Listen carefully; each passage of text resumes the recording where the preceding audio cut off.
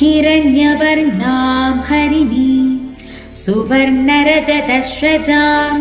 चन्द्रां हिरण्मयीं लक्ष्मीं जातवेदौ म आवह ताम आवह जातवेदौ लक्ष्मीमनपगामिनी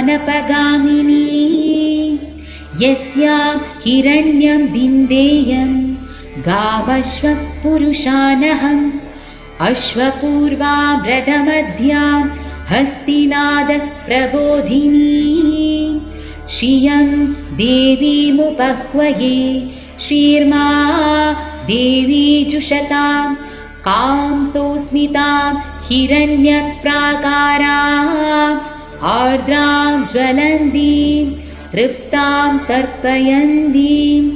पद्मैस्थितां पद्मवर्णां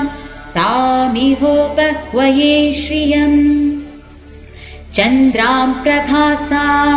यशसा ज्वलन्तीं श्रियं लोके देवजुष्टामुदारां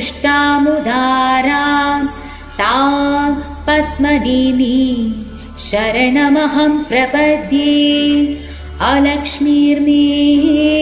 नश्यतां त्वां वृणे आदित्यवर्णे तपसोऽधिजातो